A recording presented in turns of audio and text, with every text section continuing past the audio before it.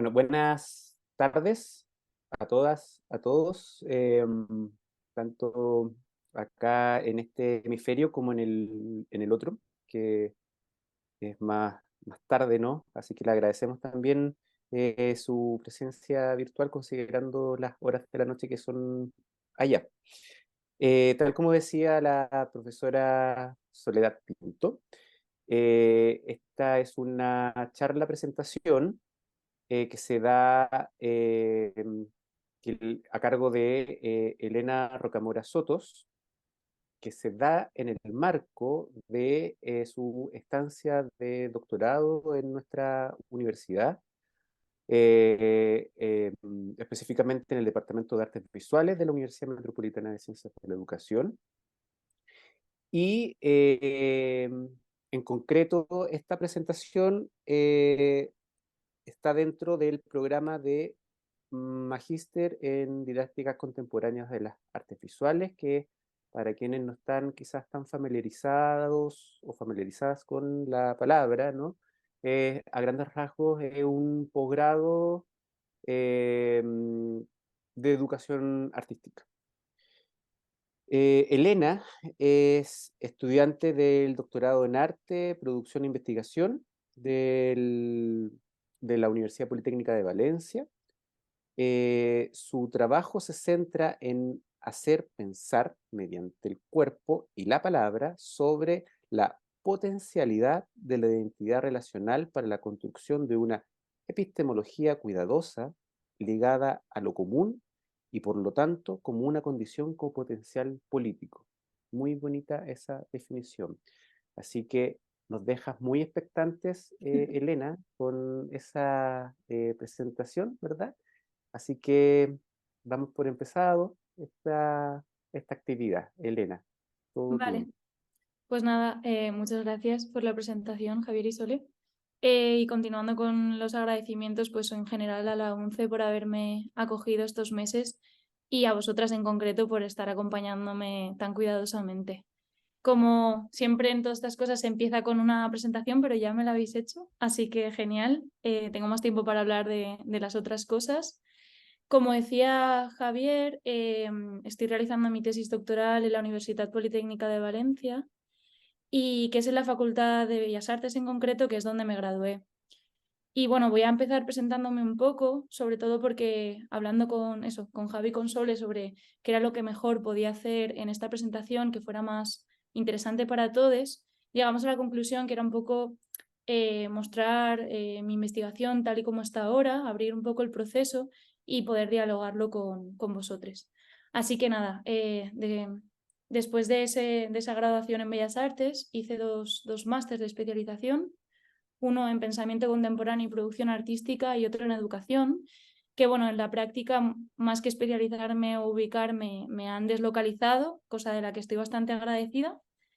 Y también quería comentar, así a modo de presentación también, que bueno, aparte de hacer mi tesis, estoy realizando algunos ejercicios de mediación artística, que es un poco un concepto cajón desastre que utilizo para hablar de prácticas de arte y educación.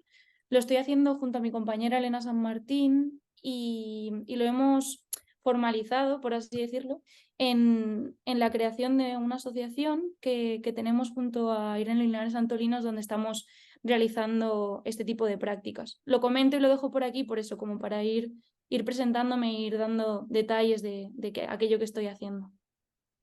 Por lo tanto, eso, más que una presentación demasiado extensa, ligada a la de Javier y la de Sole, como os decía, era para mostraros qué es lo que estoy haciendo, qué es lo que soy, ¿no? Qué es lo que estoy trabajando aquí y finalmente voy a terminar preguntándoos, porque la verdad es que no me gusta mucho hacer un diálogo, un monólogo unidireccional y me gustaría que en cierta medida pudierais participar también vosotros.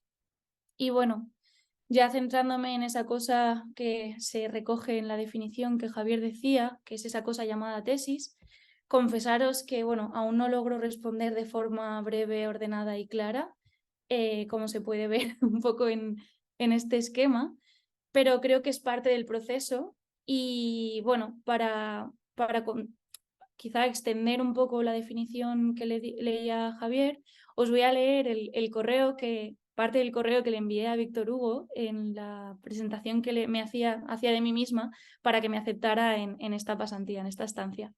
Y en ella definía mi propuesta de tesis de la siguiente manera. Es una revisión conceptual de la vulnerabilidad donde se imbrinca la práctica artística, mía y de otras, con la teoría estético-política feminista. La motivación es la de prolongar y apoyarme en aquellas voces que están trabajando en hacer una revisión ontológica del sujeto moderno occidental, entre paréntesis, ontología corporal relacional, con la intención de generar así espacios y herramientas para la resistencia y la transformación de la realidad común, y de esta forma posicionarme frente a las actuales derivas neoliberales con su visión dual jerarquizante de la realidad y sus falacias sobre la inmunidad, la individualidad y el progreso. Ahora mismo leyéndome sería capaz de corregir algunas cosas, cosa que pues creo que denota un crecimiento, pero también da un poco de miedo, que creo que esto nos irá pasando a todas, que nos vamos leyendo aquello que escribimos hace 2 semanas, hace un año y ya no nos reconocemos del todo, pero sí que nos vemos un poco. Pero bueno, creo que la investigación-creación en parte es un camino de cierta incertidumbre, como voy a desarrollar un poco más tarde. Y también como que es esa capacidad de responder a preguntas muchas veces haciendo muchas otras preguntas, ¿no? Y como mencionaba en esa definición que os leía, una de las cosas que sí que con las que me quedo ha sido que uno de los hitos de mi trabajo ha sido el de encontrar y poder refugiarme en el concepto de vulnerabilidad. La búsqueda de sus múltiples definiciones me ha permitido vincular y trabajar sobre muchos aspectos que llevaban rondándome un tiempo y que irán, espero, saliendo durante esta conferencia. Considero que pensar sobre los límites y las conexiones de conceptos puede ser una forma como de tejer espacios, algunas veces como pequeños intersticios que ya estaban o que son nuevos, que posibilitan nuevos escenarios. Y bueno, pues este no deja de ser mi objetivo y creo que el de muchas otras y otros que me acompañan. Hay muchas maneras de acercarse a un concepto, a una idea o a una problemática, todos lo sabemos. Yo estoy, estoy acostumbrada o estaba acostumbrada a una investigación basada en artes, que es, bueno, se acurrucaba en las ideas de conocimiento situado. Uy, nos hemos quedado sin luz ahora. Perdón, problemas técnicos. Conocimiento situado, investigación-acción y honestidad con lo real. Y esto en esta cosa tesis, que es más grande que lo que hasta ahora estaba haciendo, me ha llevado a un proceso de autoetnografía. O eso creo yo, ¿no? Eso he definido yo como autoetnografía. ¿Qué quiere decir eso y por qué considero que es importante contároslo? Uy, a ver. Bueno, pues porque el orden de esta exposición y su contenido y a su vez de mi tesis atiende a un proceso personal donde se imbrincan diferentes cosas, experiencias personales, observaciones, lecturas, escrituras académicas y escrituras poéticas, ejercicios prácticos, artísticos y educativos. Y bueno, empleo el término imbricación no como una metáfora poética o no únicamente, ni tampoco tras una búsqueda rebuscada de sinónimos, sino porque la imbricación supone que todas estas piezas se asumen como de forma igual y por tanto de contenido, o sea, de peso, de importancia, y porque podríamos decir que se superponen, se tocan y muchas veces se contaminan. Y esto genera una malla y para mí no es una línea, no es lo mismo que una línea. Y bueno, de esta manera considero que, o me gusta pensar que con esta palabra, la palabra de imbricación, hablando de método, consecuentemente hay como un cierto rechazo a una jerarquía de los saberes, de los métodos y también la idea como de progreso lineal, ¿no? De que en una investigación primero respondes a una pregunta y luego a otra y luego a otra, cuando realmente todas esas preguntas te acompañan muchas veces y a veces se responden unas a otras, a veces generan otras preguntas, etcétera. Y bueno, ya el siguiente punto de mi exposición, que adelanto que van a haber muchos incisos, las personas que me conocen saben que doy muchísimos rodeos. Si hay alguna cosa que no se entiende, por favor, decidlo. Es ya por fin a ese acercamiento a la palabra precariedad y vulnerabilidad. Pero bueno, antes, como no, mostraros algunos de los textos que me han ayudado a generar ese marco conceptual que todas necesitamos para no hacer tesis vitalicias, ¿no? Tesis que duran toda la vida. Bueno, esos son algunos, hay más, pero estos creo que son bastante importantes.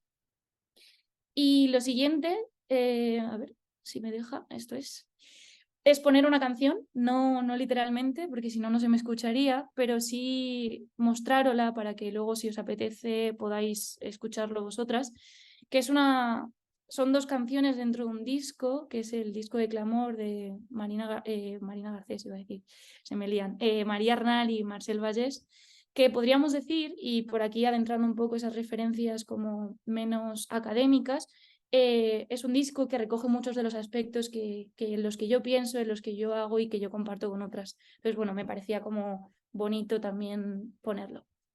Y me sirve para abrir un pequeño diálogo, si es posible, aunque sé que llevo muy poco tiempo y a veces no es cómodo tomar la palabra en estos espacios. Me gustaría preguntaros qué ideas, conceptos, experiencias o definiciones os resuenan cuando os pregunto o digo las palabras vulnerabilidad y precariedad.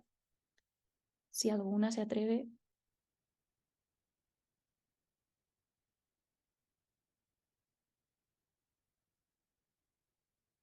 Yo me puedo atrever. A ver Porfa. creo que así muy simple nada más para estimular una conversación, quizás lo precario tiene que ver con lo que requiere un cuidado, ¿no? Lo que puede desaparecer, lo que tiene un peligro de extinguirse. Eso podría decir de lo que es precario. Y porque se puede extinguir hay que cuidarlo, tal vez. Sí, es justo eso. Pero a ver si alguien más dice algo, que también hay otras verdades dentro de la palabra precariedad. Muchas gracias.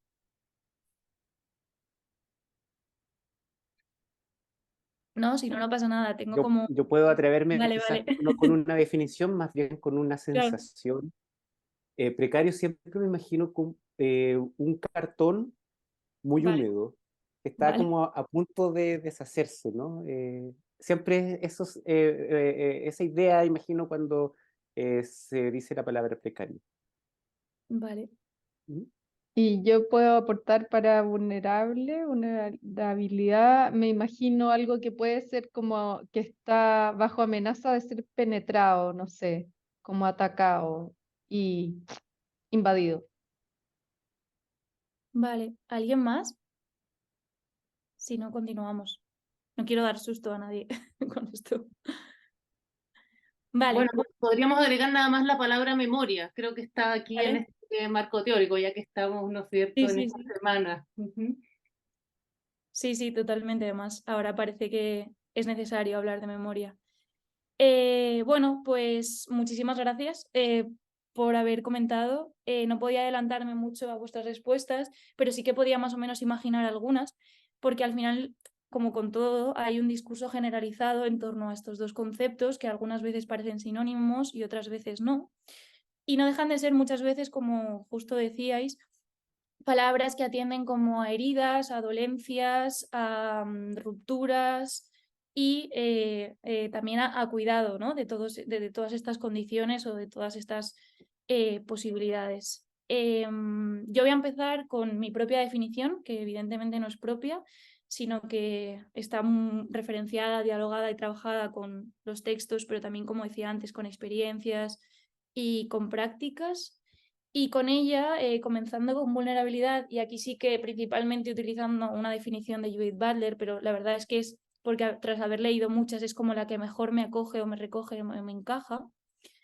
La defino como un aspecto connatural y constitutivo del ser que lo vincula con lo otro a través de la dependencia y la agencia. Esto quiere decir que entonces se trata de una condición que tienen los seres vivos, que nos relaciona con los otros y que nos data de la capacidad tanto de ser afectadas como de afectar.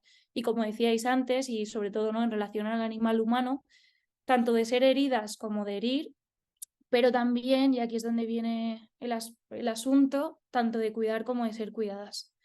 Esta definición incluye y extiende la idea de vulnerabilidad únicamente como fragilidad, y nos muestra que ser vulnerables entonces supone, como en una definición muy básica, que somos cuerpos físicos, finitos y frágiles, pero que estamos junto a otros cuerpos y por tanto nos relacionamos con ellos, y finalmente que somos afectadas por estos cuerpos y que estamos afectándolos a su vez. Esta definición, que parece formalmente como algo compleja y conceptualmente obvia, realmente, si la analizamos en el contexto y en el discurso actual y indagamos en sus orígenes, podríamos decir que es vergonzosa, algo a superar o incluso erróneo.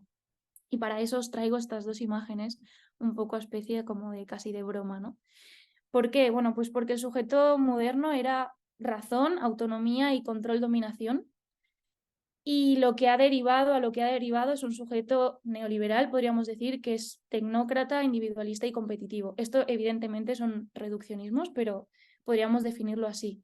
Por lo tanto, podríamos decir que estos dos tipos de sujetos o de subjetividades podrían casi ser invulnerables. Esto lo digo, ¿no?, al lado de la imagen del archiconocido caminante sobre el mar de nubes y al lado una foto que he hecho bajando de mi casa en una gasolinera que hay al lado, de una persona que está como súper impulsado su autonomía, siendo ella la que se pone a sí misma la gasolina y no alguien experto en cómo manejar materia súper inflamable y peligrosa como es la propia gasolina y a la que sería su trabajo y estaría remunerada, ¿no? Y como esta idea de que hazlo por ti mismo en este caso es algo que te va a hacer feliz, te va a hacer autónomo y te va a hacer independiente, podríamos decir, ¿no? Por lo tanto, si abandonamos un poco esta idea y nos abandonamos de la idea anterior, decir que somos vulnerables abriría la posibilidad a concebirnos de manera diferente, o como mínimo a manera diferente a lo que nos están diciendo que tenemos que ser, que es autónomos, ¿no?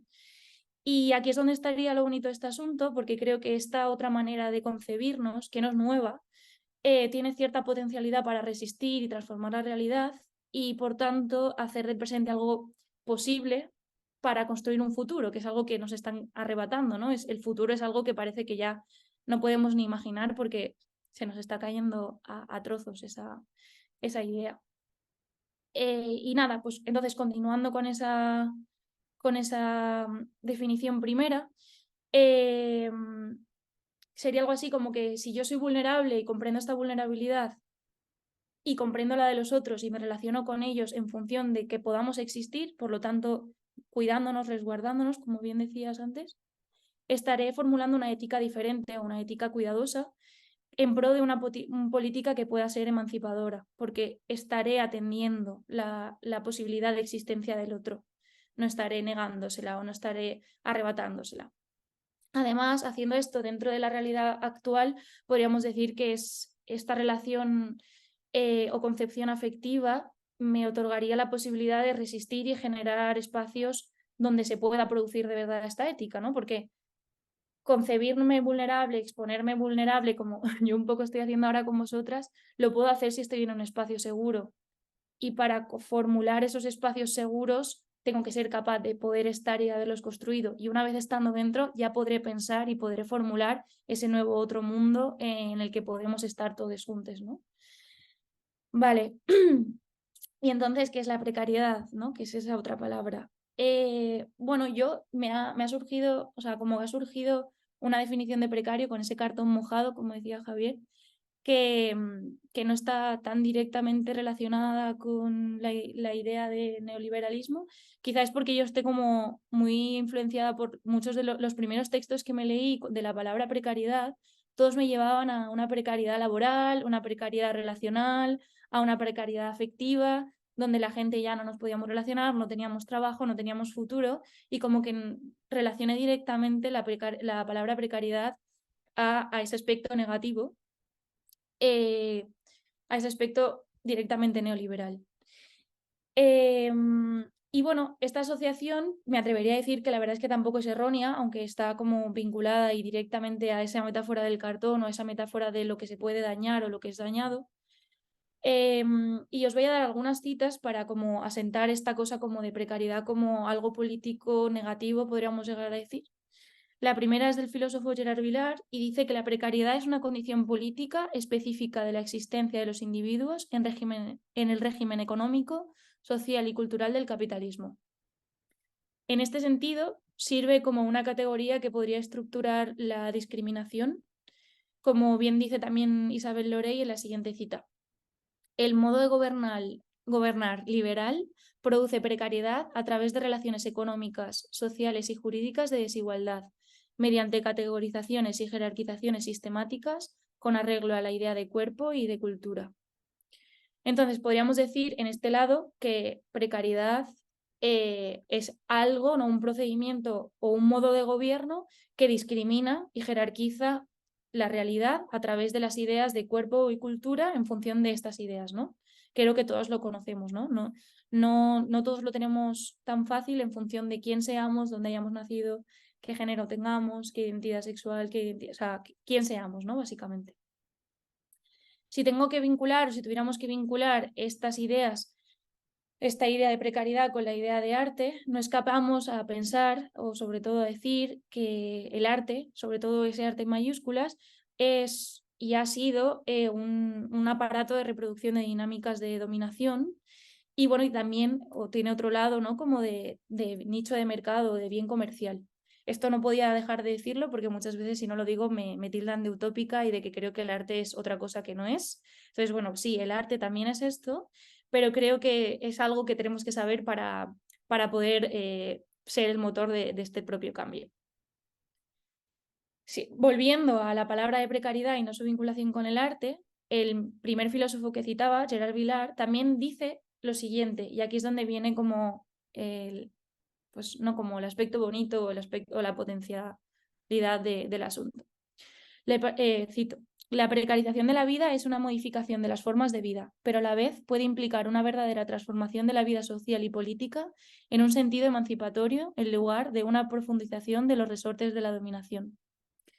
Por lo tanto, se abre como una posibilidad. La palabra adquiere otros usos y sus procesos otros potenciales. Ya precariedad ya no es neoliberalismo, tampoco es algo en descomposición o algo ¿no? que se está perdiendo. Y, por ejemplo, Isabel Lorey, la filósofa que antes citaba, antes de Gerard Villard, dice que lo que yo, por ejemplo, definía como vulnerabilidad, ella lo llama condición precaria. O bueno, también me ha gustado mucho ver que Cecilia Vicuña, ahora en la exposición que hace poco terminó aquí en Santiago en el Museo de Bellas Artes, definía lo precario como lo que se obtiene por oración, inseguro, apurado o escaso. O Sara Ahmed, en un texto que tiene muy bonito sobre la fragilidad queer, si asumimos un poco que frágil y precario son sinónimos, dice, cito, construir desde la ruina, nuestro edificio puede parecer estar en ruinas. Cuando construimos, arruinamos. Qué fácil, sin embargo, sin cimientos, sin un suelo estable, que las paredes se caigan. Las sustentamos. Nos sustentamos les unes a les otros. Por tanto, podríamos pensar en la fragilidad no tanto como el potencial de perder algo, la fragilidad como pérdida, sino como una cualidad de relaciones que adquirimos o una cualidad del edificio que construimos. Fragilidad queer, una cualidad de lo que es construido. Un refugio frágil tiene muros más flojos, hechos de materiales más ligeros. Mira cómo se mueve, es un movimiento. Por lo tanto, la precariedad, podríamos decir, o lo que quiero decir con todo esto, es que si asumimos la idea de precariedad como un adjetivo calificativo, más allá del adjetivo calificativo negativo, y lo asumimos como un adjetivo calificativo, podríamos decir neutro, simplemente estaríamos hablando de algo que es inestable, que es efímero. Y si vamos un poco más allá y le dotamos de cualidades o de potencialidades positivas, podríamos llegar a decir que es un espacio de posibilidad o que podría llegar a ser incluso un movimiento, ¿no? Como decía Ahmed. De esta manera, ser precario, que también podríamos decir ser frágil, no es necesariamente negativo ni positivo, sino por lo tanto depende, ¿no? de cómo lo uses y a qué es lo que precarices o qué es lo que sea precario.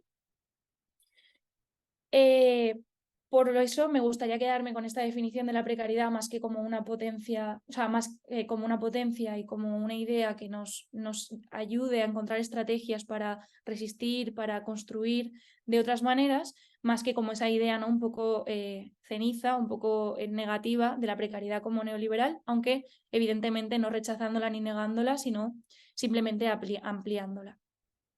Y bueno, de esta vinculación con lo artístico, esta idea como de lo precario como un modo diferente, lo vinculaba así un poco, quizá esto queda como lo más superficial, con el propio proceso de creación o el propio proceso de investigación, que suele ser incierto, ¿no?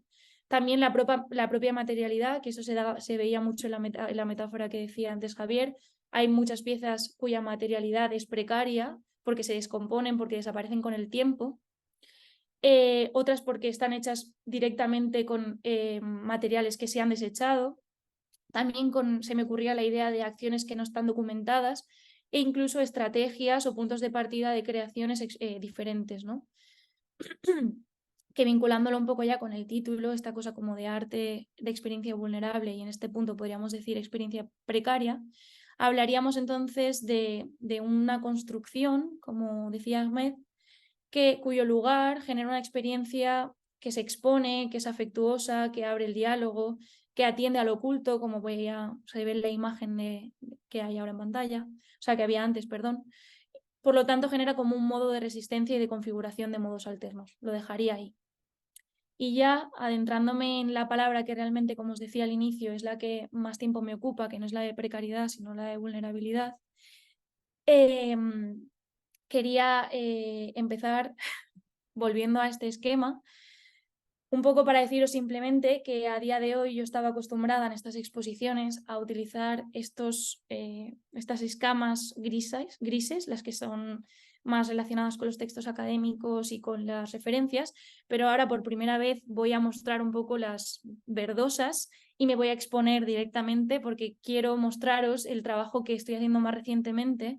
Y esto, pues bueno, no deja de dar un poco de miedo, pero según mi propio discurso tiene que ser emancipador de alguna manera o me tiene que llevar a algún sitio.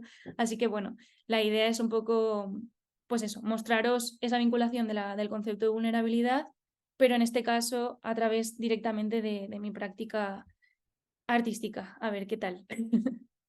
Y bueno, pues entonces, volviendo a esa primera definición de vulnerabilidad, que la podíamos definir como eso, condición corporal, relacional y afectiva, afectuosa, porque afecta.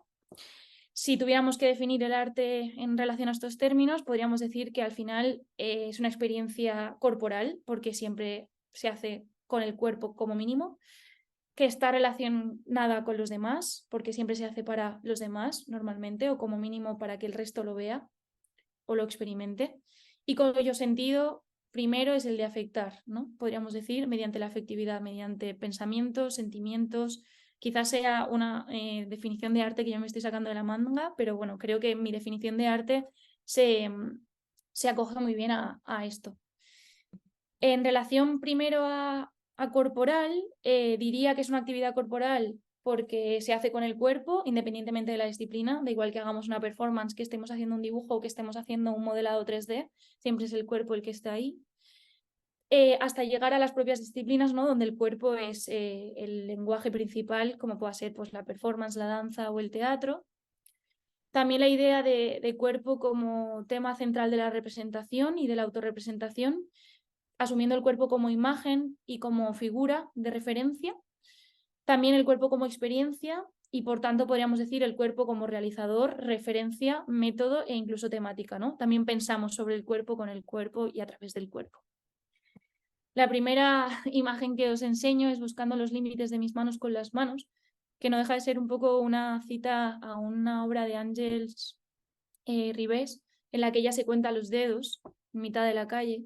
Pero bueno, esta tiene más que ver con los límites, buscando también esta cosa como de los límites y las limitaciones, y asumiendo que la piel es como una especie de membrana que siempre hemos asumido que nos limita, que nos hace ser un cuerpo únicamente, ¿no? Pero también aquí era un poco la idea como de buscar los límites para ver si tienen también conexiones, entendiendo que la piel también es lo que nos acerca al tacto y lo que nos acerca como a conectarnos con el entorno, ¿no? Entonces, podríamos decir que es nuestro límite, porque nos limita, pero también es nuestro límite que nos conecta, podríamos llegar a decir. No lo sé si se entiende demasiado bien. La siguiente pantalla no es una imagen, es un texto que es, bueno, del diario de las babas o el diario de babas, que es un diario que he hecho desde 2022 a 2023 y creo que ya se ha terminado.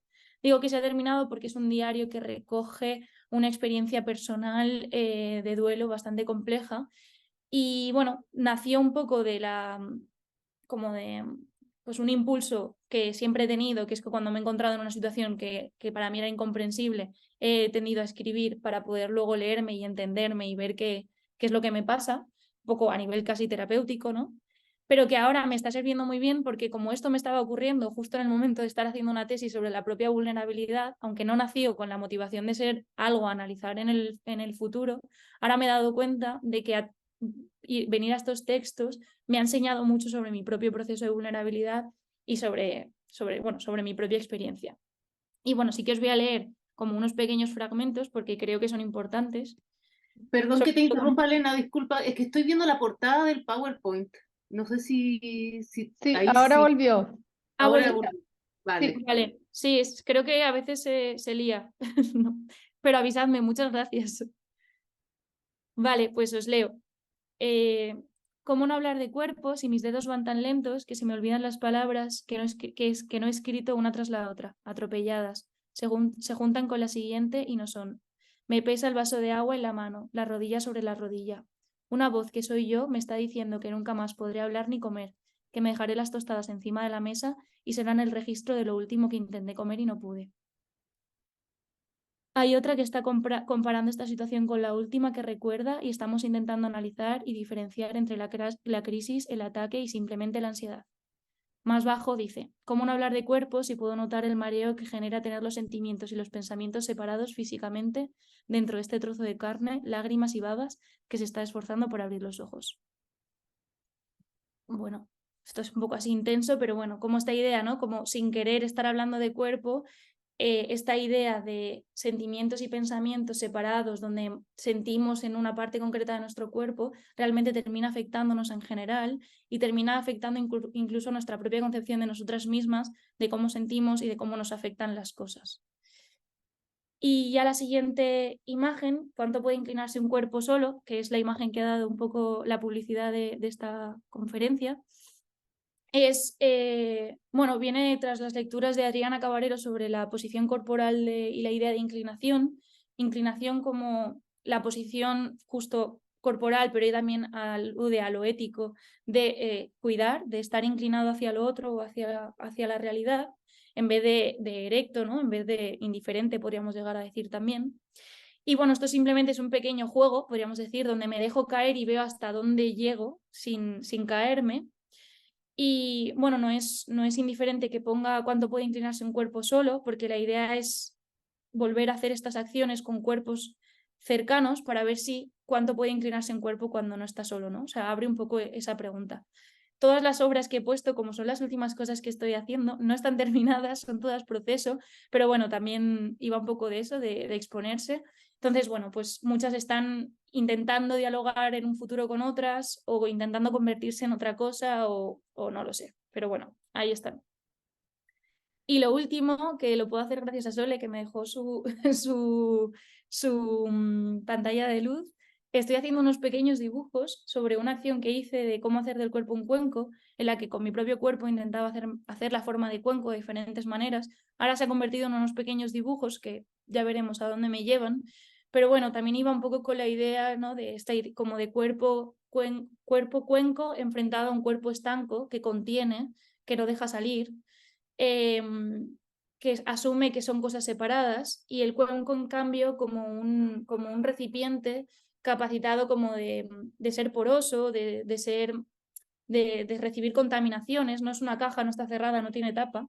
Entonces un poco pensando en esa idea y me llegó a hacer estas acciones y bueno, consecuentemente ahora estos dibujos. Lo siguiente sería vincular la segunda idea dentro de la vulnerabilidad, que sería la de relación. En este caso, bueno, con el arte. Entonces, bueno, creo que el arte siempre ha sido un elemento social, algo fundador de diálogo, asumiendo el arte como el arte que entendemos ahora. No soy historiadora, sé que el arte ha sido otras cosas en otros momentos, pero me acojo a esto. He utilizado estas dos palabras justo porque, bueno, Bourriaud, y creo que es relevante citarlo aquí porque llegó a acuñar incluso la idea de estética relacional en los 90. Entonces es como que podemos decir hasta qué punto las prácticas artísticas se han vinculado con la idea de relacionalidad hasta haberse acuñado un término que tiene esta palabra. Evidentemente no nos hemos quedado ahí, ¿no? Y en la contemporaneidad podríamos hablar de prácticas colaborativas, de activismo, incluso de cómo el giro pedagógico ha generado que la propia práctica educativa muchas veces se confunda o se diluya con lo artístico, etc. Yo, las imágenes que aquí os traigo, la primera no es una obra, sino que sería como una de esas observaciones de la realidad, que es en mi barrio y en Valencia, que unas vecinas del barrio se suelen juntar en esta plaza, a lo que en España se llama estar a la fresca, no sé si aquí en Santiago o en Chile se hace también. Y nada, ¿no? Como estas mujeres al final ocupan el espacio público, lo hacen suyo, se comunican, generan sus afectos, sus diálogos, sus conversaciones, y para mí la verdad es que me parece como un punto de, bueno, pues la verdad que son unas referentas para mí, ¿no? Yo cuando paso por allí me gusta observarlas sin que sepan que las estoy observando para no molestarlas, porque sí, me gustaría ser ellas en algún momento, ¿no? Hay algunas que traen una manta para que el banco no esté frío, las que tienen pues como herramientas para poder caminar utilizan las suyas, ¿no? Y como que me parece algo reseñable y algo que tenía que traeros. La siguiente imagen de esto de relación no serían con otras personas, sí serían con las cosas, porque también no tenemos que olvidarnos de las cosas. Y en este caso se llama Las cosas gracias a Esther, porque es la reproducción de una pieza performática de Esther Ferrer en la que ella se vincula con diferentes objetos. Aquí simplemente fue pensar en esa vinculación con los objetos, también porque andaba leyendo unas cosas sobre Ito Steyer y la traducción y el lenguaje de los objetos. Y bueno, como que para mí fue una vinculación muy rápida y quise hacer este ejercicio un poco de relación con aquello que no es vivo, ¿no? Que no está vivo. En este caso, pues creo que llevaba un libro de Judith Butler en la cabeza porque también es lo que andaba leyendo en su momento. La siguiente es una de las últimas cosas que he hecho, que se llama Rompe un huevo, cae la yema, que fue mi último viaje aquí en Santiago, a Atacama, en el Valle Arcoiris, que bueno, era una cosa como de que llevo un tiempo pensando en cómo relacionarnos con la naturaleza o lo natural, no sé cómo podríamos llegar a llamarlo. Y en este caso, pues le pude hacer como un masaje, unas caricias a esta montaña al ritmo de una canción que no sé si para vosotros es conocido, pero allí como las niñas y los niños en el patio del recreo cantamos rompe un huevo, cae la yema, sube las hormiguitas, baja las hormiguitas y hacemos un masaje en la espalda del otro. Entonces como rompes el huevo, cae la yema y le haces cosquillas, sube las hormiguitas y les haces más cosquillitas. Y es que como pude reproducir esta cosa como de cuidados, de relación afectiva, también de juego, pero en este caso como a un ser vivo, pero no a un ser humano, era un poco la idea. Y la última de las piezas aquí, creo, si no me voy a alargar demasiado, es Conversación, prendas y objeto, que es la pieza más antigua que he puesto, que es de 2019, en la que, bueno, es una pieza como muy compleja, no por su complejidad formal, como podéis ver, sino porque tenía muchos pasos y intervinieron muchas personas de diferente manera. Pero bueno, en ella fueron convocadas personas. Yo puse, la verdad, un mensaje en Instagram y diferentes personas atendieron a mi mensaje en las que yo decía simplemente que necesitaba ayuda para un proyecto. Estas personas vinieron a un estudio con el único pretexto de que tenían que traer una pieza de vestir que les hiciera sentir cómodas y bueno, yo les había preparado un desayuno. Entonces ellas desayunaron mientras conversaban. La idea simplemente era esa. Yo quería simplemente observar los gestos y las posiciones corporales de personas que se conocían o no se conocían, que se habían juntado de repente, cómo se relacionaban entre ellas. Y bueno, pues la verdad es que fue bien, hubo una conversación, yo obtuve como documentación de esa conversación y en la conversación les pedía si me podían dar un objeto o un resultado final de aquello de lo que ellas habían hablado. Entonces, bueno, como que entre ellas principalmente decidieron quitarse de esa prenda, porque al final habían terminado hablando de eso que yo les había dicho, que era lo de las prendas cómodas, e hicieron este pequeño tótem. Esto luego se convirtió en un libro, que se convirtió en una camiseta, que se convirtió en otra merienda, ¿no? Pero bueno, como que quería traeros aquí esta idea como de el arte como un ejercicio que posibilita diferentes diálogos, que se abren a otros diálogos, que se abren a otras personas, ¿no? Y que ojalá no continúe. O sea, que ojalá no termine, perdón, que siga continuando. Y ya el último de los aspectos de afección en relación a la vulnerabilidad sería esto de afección como afectar y como afecto. Y perdón. Y aquí en este caso, pues bueno, diría que el arte, o por lo menos mi idea del arte, se hace con la motivación de afectar, de generar sensaciones, reflexiones a determinadas personas, ¿no? Que son las que experimentan la pieza, la obra o lo que sea. y que estas sensaciones se traducen normalmente en sensaciones, afectos, sentimientos, también en pensamientos. Evidentemente, asumo que la capacidad de afección de una obra depende muchísimo de la implicación que tiene con la realidad, del contexto en el que se ha hecho y de dónde se sitúe, pero bueno, esto creo que le pasa a casi cualquier experiencia, no solo la artística, así que no voy a indagar más ahí. La primera imagen que os muestro tampoco es una obra, son mis amigas, simplemente no, son mis amigas. Quería traerlas aquí porque, de nuevo, con esta cosa como de la experiencia personal, de atender, citando un poco a esas señoras que hacían la fresca que al principio os mostraba, también aquí sí, en lo que yo puedo participar directamente, mi vida, mis experiencias personales y cómo yo me relaciono con ellas, cómo nos enfrentamos a diferentes conflictos, cómo nos ayudamos, etcétera, también para mí son un campo de investigación, como mínimo de conocimiento, ¿no? Y de apoyo mutuo siempre. Entonces también las quería poner. También otro trozo del diario de las babas, que aquí hablo como directamente de ellas, en las que, bueno, os leo. Cuando son dos trocitos de dos momentos diferentes y, bueno, ¿qué otra cosa puedo hacer? ¿Cómo podemos seguir habitando nuestras vidas precarias si no es construyéndonos un refugio? ¿Cómo vamos a construir un refugio si no es cogiendo tan fuerte a la otra como si fuéramos nosotras mismas? Abrirse en canal, enseñarles las tripas y desde la herida hacer refugio, hacer cuerpo.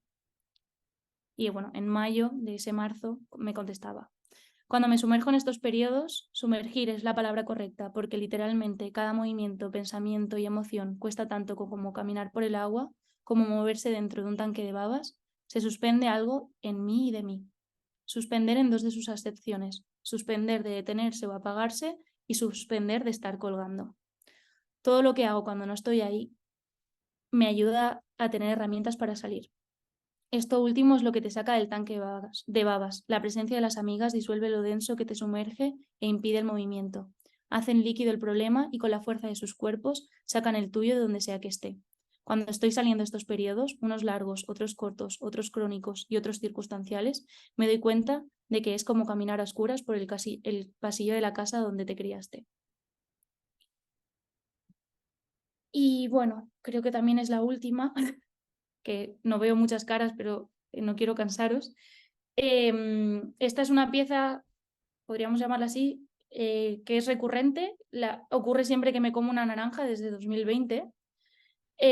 Y se llama Yo no quiero ser casadera. No sé si aquí hay un homólogo, un no relativo, pero bueno, por la zona donde yo vivo, donde nací sobre todo, dicen que cuando una mujer es capaz de pelar una naranja quitando toda la piel sin que se le rompa, haciéndola solo de una, ya es casadera y por lo tanto pues ya está en condiciones y en momento de poder casarse. Esto evidentemente ahora a día de hoy no se dice, aunque sí que se hace alguna referencia a las personas mayores.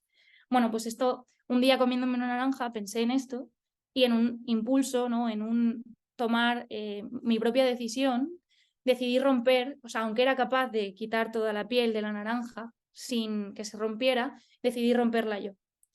Esto me llevó a colaborar con un compañero que también estaba trabajando con naranjas en su momento y bueno, como que hemos hecho algunas activaciones de esto en algunas clases, etcétera, y siempre ha ido muy bien. Y la verdad es que me ha gustado mucho porque al final es algo que siempre me acompaña, ¿no? Entonces, aquí también me gustaría hablar como esta cosa del arte que tiene que ahora yo, que cada vez que me como una naranja, el arte se introduce un poco en ese gesto y está conmigo. Y el hecho de comerme una naranja para mí ya no solo supone comerme una naranja, sino que supone reivindicar el hecho de que yo decidiré si me caso o no o cuándo, y también el hecho de que estoy haciendo una práctica artística. Entonces, bueno, como también el arte puede introducirse e imbricarse en diferentes lugares. La siguiente tampoco es una pieza, o sí, pero el artista no lo sabe. En este caso fue en la casa de campo de mis padres, unas golondrinas estaban intentando anidar en un cable de luz y se les caía continuamente. Entonces mi padre puso, no sé si se ve ahí arriba, les hizo les colgó un extensor para que el nido fuera sólido y se pudiera quedar. Entonces para mí, bueno, en su momento me parece como una pieza interespecie, ¿no? Donde aquí las golondrinas y mi padre consiguieron que los pequeños golondrinas pudieran estar dentro del nido y terminar. Entonces también esta cosa como de afectar y ser afectuoso con aquello que está más allá de nosotros mismos. Y con último, también en relación a esto, en cómo relacionarnos con aquello que no somos nosotros o que no son humanos, más allá, más allá de las montañas o de las golondrinas, tengo unas piezas donde les leo a diferentes cosas, a espejos o a otros animales, y en este caso fue a este saltamontes, donde le leí un pasaje de Kant sobre la facultad de lo sensible e imaginar basada en la formación, dentro de la facultad de lo sensible e imaginar en sus distintas especies, de la inclinación a la libertad como pasión en antropología en el sentido pragmático. Y bueno, pues el saltamontes no se fue, me escuchó y ahí se quedó. Entonces, bueno, también estos son pequeños gestos, pero yo me sirven para esto, ¿no? Para reflexionar y trabajar estas ideas. Y vale, yo me siento más o menos cómoda haciendo todas estas aseveraciones, diciendo todas estas cosas sobre el arte y la vulnerabilidad y la precariedad, pero mi problema vino cuando también quería conectar esto con la educación, que al final es como lo que me ocupa mi estancia aquí en Santiago. Y la idea era que yo durante estos meses iba a investigar en estas posibles conexiones.